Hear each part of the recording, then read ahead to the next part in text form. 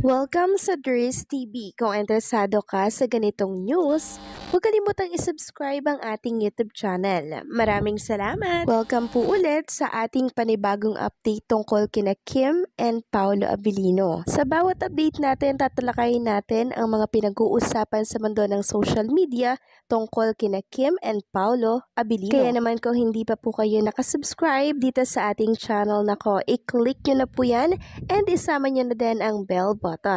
So ayan, welcome back again sa ating YouTube channel mga ka-Kimpaw, and sa update natin ito, ang pag-uusapan natin ay tungkol sa mga importanteng ganap kina Kim and syempre kay Paolo Abilino. Pero bago po ang lahat, maraming salamat sa inyong patuloy na pagsuporta at pagsubaybay sa mga daily update natin. Kaya naman bilang pasasalamat, narito ang mga napili nating komento patungkol yan sa naging previous update. Unang komento mula ito kay Ginang Corazon Reyes. Sabi niya, naunang dumating si Papi, pero maya-maya dumating naman si Kimi. Nauna lang pumasok si Papi kasi siguro doon na lang niya antayin si Kimi, pero syempre magkasabay yon sa airplane. Antayin ni Papi sa loob ng NAIA. Maraming salamat sa komento, Ginang Corazon.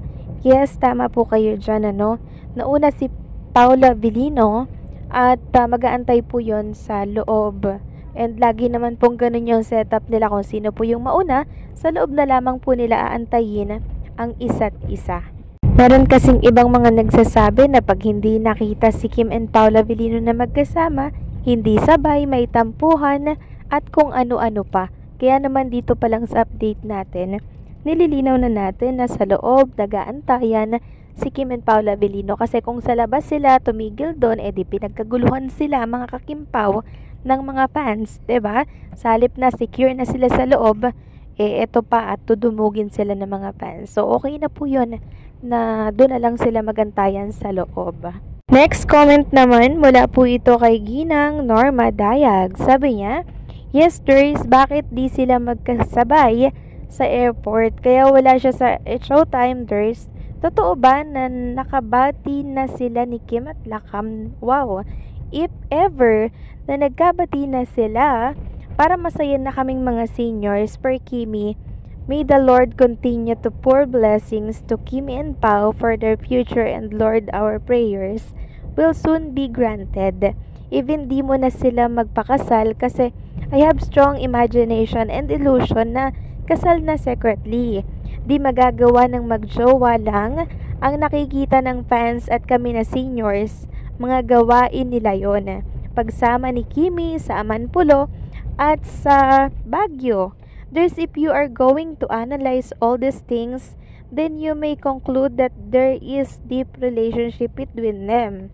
God bless you, Dries, and all legit bloggers, fan families, seniors, and Aki. Maraming salamat po sa komento, Ginang Norma Dayag, Yes, agree po ako sa inyong sinabi. Talagang deep relationship na si Kim and Paolo Abilino. Kasi dun pa lang po sa Amanpulo na silang dalawa lamang po, 'di ba, yung magkasama. Dun pa lang masasabi na natin talaga na napakalalim na po ng relasyon nilang dalawa. Hindi na to kailangan pang kumpirmahin nila sa publiko, 'di ba? Kasi sa kilos pa lang at nakikita natin, yun na yun Very clear mga kakimpaw. And also, nakita natin yung sinseridad ni Paolo Abilino kay Chinita Princess, na talaga naman pong pinagsisilbihan niya, 'di ba? Pinagdadala ng mga kung ano-ano, tumbler, pinapayungan. So, napaka-sweet, 'di ba? Walang nakatutok na camera nun, mga kakimpaw, ha? Tapos, sasabihin ng iba na magkatrabaho lang daw, magkaibigan lang daw, 'di ba? Hindi naman yun gawain na magkaibigan lang, mga kakimpaw. So, maraming salamat sa komento po ninyo. Panatag lang tayo. God bless and mabuhay kayo. So, ito na nga, pag-usapan na natin ang mga balita po na nakalap natin sa update na to. At unahin na nga nating pag-usapan ng tungkol dito kay Kim and Paolo Abilino arrival sa Cebu. So, kanina nakarating na po agad si Kim and Paolo Abilino ng ligtas dyan po sa Cebu para po yan sa third cycle taping ng Dialibay. And kung inyo mapapansin mga kakimpaw, sabay na sabay po sila mga kakimpaw, Meaning, talagang magkatabi si Kim and Paolo Abilino dito po sa airplane. And eto pa ang isang napansin ng mga Kim Pao fans.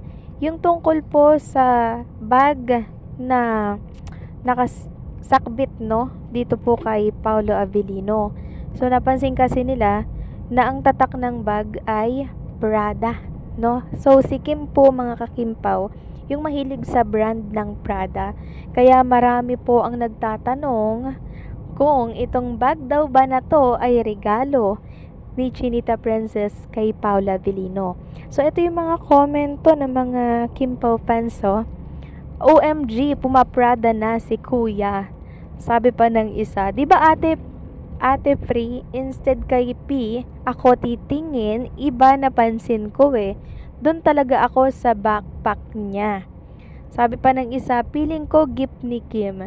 So yun din po yung pakiramdam ng ibang mga Kim Pao fans nang makita nila yung Prada na backpack ni Paolo Avellino. Kasi nga po si Kim Chu, yung mahilig talaga sa brand po ng Prada. Na which is, totoo naman po mga ka-Kim Pao. Kaya nang makita to ng marami, yun agad yung naisip nila na si Kim Chu ang nagbigay niyan kay Paula Avellino.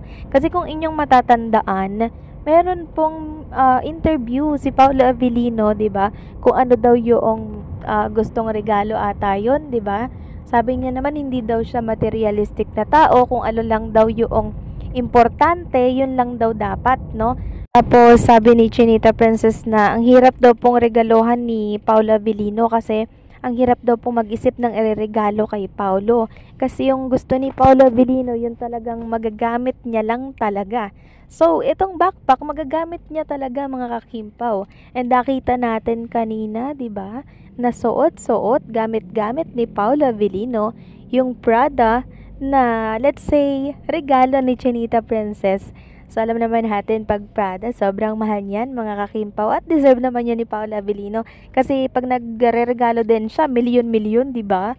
So, si Paolo siguro, mga kakimpaw, hindi siya yung masyadong maarte sa mga gamit, no? Basta, importanteng tao yung nagregalo sa kanya, syempre, papahalagahan niya po yun, ng sobra-sobra. Nako, kinikilig na naman ang Kim Pao fans dito po sa Prada na backpack ni Paolo Avellino. Kayo ba mga ka-Kim Pao? Piling nyo din ba regalo ni Chinita Princess itong Prada na gamit-gamit ni Paolo Avellino? Ang sweet naman mga ka-Kim Pao, 'di ba? Nakakatuwa itong si Kim Chu kasi talagang mga importante lang yung kanyang binibigay kay Paolo kasi kilala niya si Paolo Avellino na hindi niya tatanggapin pag mga ano lang, 'di ba, mga material na hindi niya magagamit. Kaya yung mga regalo po ni Kim Chu, yung mga magagamit lang talaga ni Paula Avellino. So, kudos kay Kim Chu.